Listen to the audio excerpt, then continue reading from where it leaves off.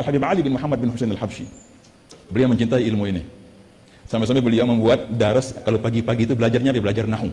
Diprotes sama ulama Hadramaut. Pagi-pagi belajar nahwu, memulai hari dengan nahwu. Ya Habib, kita biasanya memulai hari dengan Al-Quran, dengan baca hadis. Masa pagi-pagi daraba Zaidun Amron? Gimana ceritanya? Tetap enggak, pokoknya pagi-pagi belajar nahwu gitu. Mulai beberapa ulama hadir, sebagian ulama enggak mau hadir, di antaranya Imam Abdurrahman bin Ubaidillah As-Sagaf. Seorang ulama yang tenar di zaman itu. Memprotes Al-Habib Ali dalam metode mengajar nahwu di pagi-pagi hari. Enggak pas waktunya. Tahu apa yang terjadi?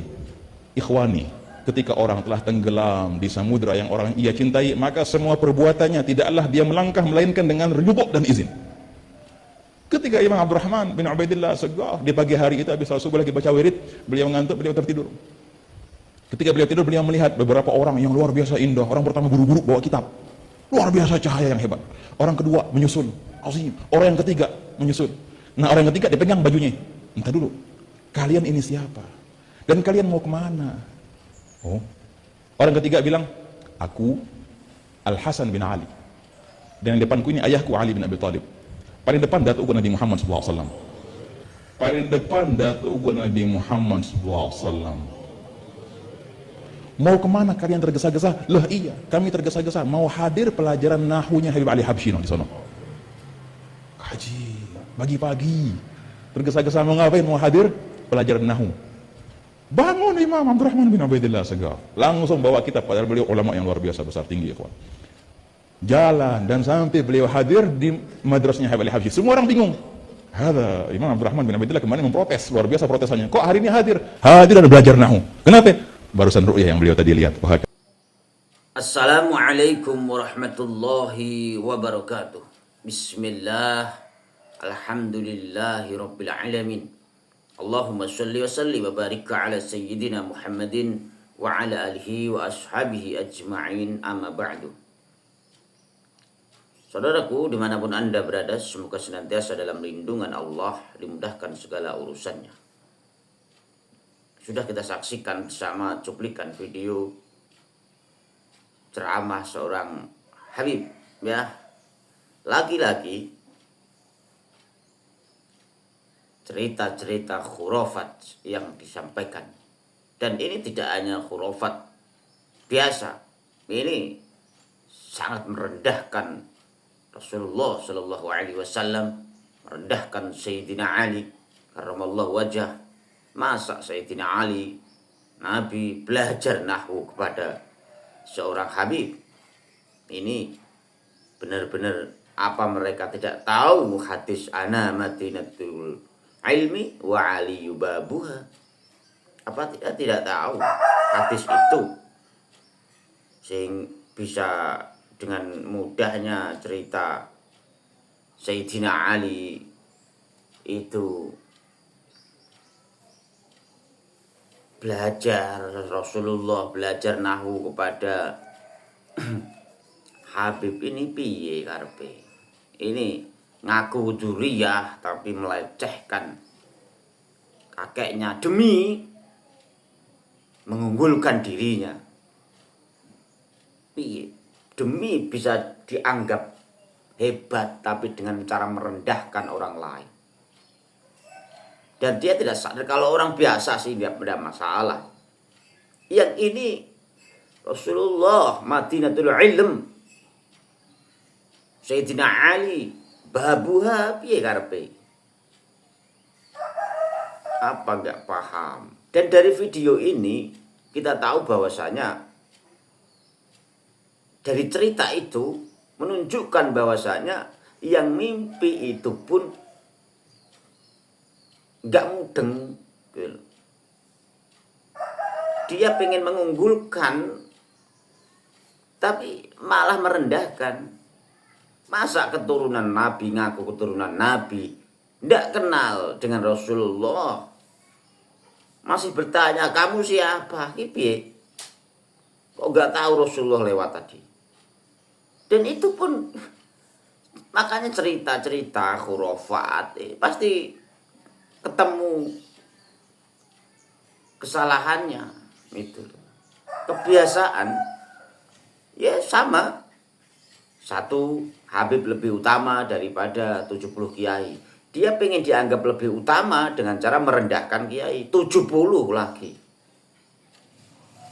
Dan itu masih ngeles gitu. Dan enggak semua Habib-habib yang muda yang cerita itu gitu loh. Yang tua-tua juga sama. Itu cerita itu. Yang lebih dahulukan Sayyid Jahil atau yang bukan Sayyid tapi alim. Dan Sayyid Jahil. Kenapa? Karena kalau Sayyid ini dikasih penyakit junun. Apa junun itu? Gila. Apakah hilang kesayyidannya? Enggak. Si alim kalau dikasih junun, hilang ilmunya. Syaraful ilim akan hilang dengan junun.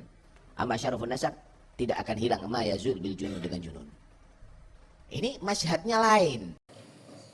Makanya seolah-olah dia ini bisa diartikan apa mereka iri dengan hadis, mendengar hadis ana madinatul ilm wa aliyu babuha. Apa dia iri dengan Sayyidina Ali seperti orang Khawarij yang tidak terima dengan hadis itu? Ketika mendengar hadis itu dia tidak terima, terus datang kepada Sayyidina Ali untuk bertanya sesuatu hal, apakah jawabannya sama atau bagaimana. Iya kan? Inilah menunjukkan bahwa kesongan mereka ini luar biasa gitu. Semakin hari kadang-kadang ya mereka ini memang ya kadang-kadang gitu loh, enggak jelas. Framing, glorifikasi nenek moyang mereka yang sangat luar biasa. Itu pun sama. Rasulullah Sayyidina Ali belajar nahwu kepada Ali Al-Habsyi. Maksudnya apa? Maksudnya apa? Kalau pengen hebat itu tunjukkan dengan cara kerja, dengan cara apa yang dilakukannya gitu loh. Seperti orang-orang pribumi dulu, leluhur kami orang pribumi, Pangeran Diponegoro berjuang, Panglima Sudirman berjuang gitu. Enggak terus diaku diem saja seperti Habib Utsman bin Yahya yang malah bekerja dengan penjajah, yang masih diaku sebagai zuriyah, katanya pejuang. Pejuang dari mana? Sejarahnya tidak ada. Orang lain sedang mati-matian membela kemerdekaan, mereka enak-enaknya, iya kan? Enak-enaknya mendapatkan gaji dari penjajah. Sejarah yang terjadi sehingga Belanda mendatangkan orang Yaman ini memang tujuannya adalah tadi sehingga kabur nanti sahabat. Pakaian sama, rupa sama, hidung sama, jenggot sama. Tetapi yang satu Sayyid atau mungkin Syarif saat itu, tetapi sesuatu yang satu memang diciptakan oleh Belanda. Nah ini nanti kita akan bahas pada malam hari ini. Karena saya yakin, betul yang dikatakan ulama tadi, yang saya ngobrol tadi semua. Saya yakin beliau, karena kitabnya jelas, apanya jelas. Iya, tapi saya yakin yang dimaksud beliau adalah Sayyid yang datang dari Hijaz. Yang kemudian nanti belakangan ke sini para Ba'alwi pun membuat saya, bahkan saya punya teman sekarang dia adalah Habib, tapi sekarang saya lihat di WA-nya udah Sayyid ya.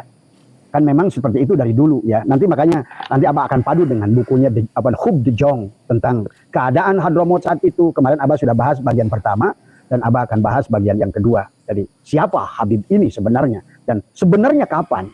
Sehingga sebetulnya karena hitungan rentan sekian 200 tahun, ya tentu sampai hari ini kita blur bahasanya. Mana Sayyid, mana Habib, mana yang asli, mana yang palsu. Karena memang itulah tujuan Belanda saat itu. Supaya membuat bingung para ulama-ulama saat itu. Ya sahabat, makanya kenapa nanti ada tokoh-tokoh tertentu. Baik, kita mulai saja. Ya, jadi kalau dari ilmu nasab, Abah tidak akan utik-utik. Biarkan ilmu nasab itu ranahnya Kiai Imaduddin. Ya, biar tidak tercampur baur. Ya, walaupun Abah bisa bicara sedikit, tetapi kita akan melihat dari aspek sejarah yang luar biasa. Ya. Jadi bagi Abah ya tanpa melihat benar dan salahnya isi buku antitesis yang kalau menurut Abah adalah punten dari orang-orang akademi seperti kita ya lucu melihatnya. Tapi tidak apa-apa. Itu alhamdulillah minimal sudah ada jawaban. Itu walaupun kalau menurut Abah semakin membuat jelas bahwa mereka adalah bukan bagian daripada Dzurriyyat Rasul. Itu tadi semua ya. Tapi sudah tidak apa-apa. Itu berarti sudah ada ikhtiar baik, sahabat. Saya menghargai timnya Robito Alawiyah tentang itu ya.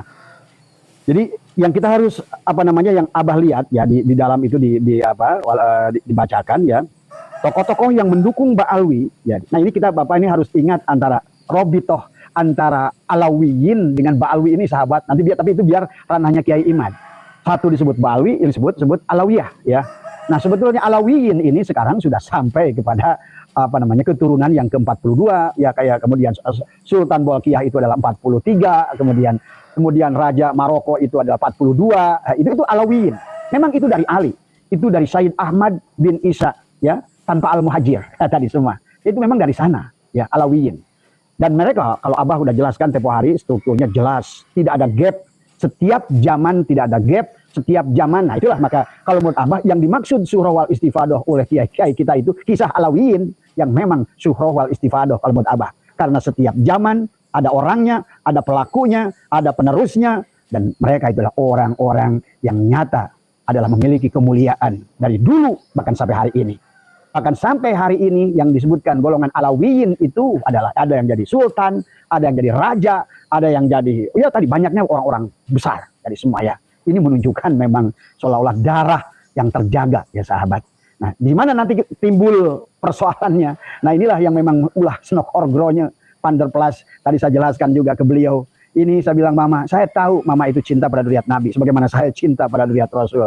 Tapi Mama pasti bingung membedakan mana Habib dan mana Sayyid karena Mama tidak mengerti dari sejarah 1825 sampai 1930, 1932, 1880 sampai akhir nanti 1900 sampai munculnya tokoh Utsman bin Yahya dan Senok Orgronya. Nah, inilah disinilah sebetulnya letak campur aduknya tadi semua. Maka Abah dari tempo hari sudah pernah membahas tentang di Hub de Jong ini, mereka itu selalu mengaku Sayyid tadi semua ya, karena mereka dan inilah maka terjadi simbiosis mutualisme sangat menguntungkan antara pemerintahan Belanda dengan mereka sendiri yang saat itu bahkan disebutkan adalah terjadi perang saudara yang besar. Dalam buku ini dijelaskan Hadromot dalam keadaan miskin, bahkan terjadi perang antara Al-Qatiri dan Al-Kuwaiti ya, bahkan disebutkan oleh Allah. Semoga senantiasa dalam lindungan Allah, dimudahkan segala urusannya dan disembuhkan siapapun yang sakit di antara kita. Wallahul muwaffiq ila aqwamit thoriq. Assalamualaikum warahmatullahi wabarakatuh.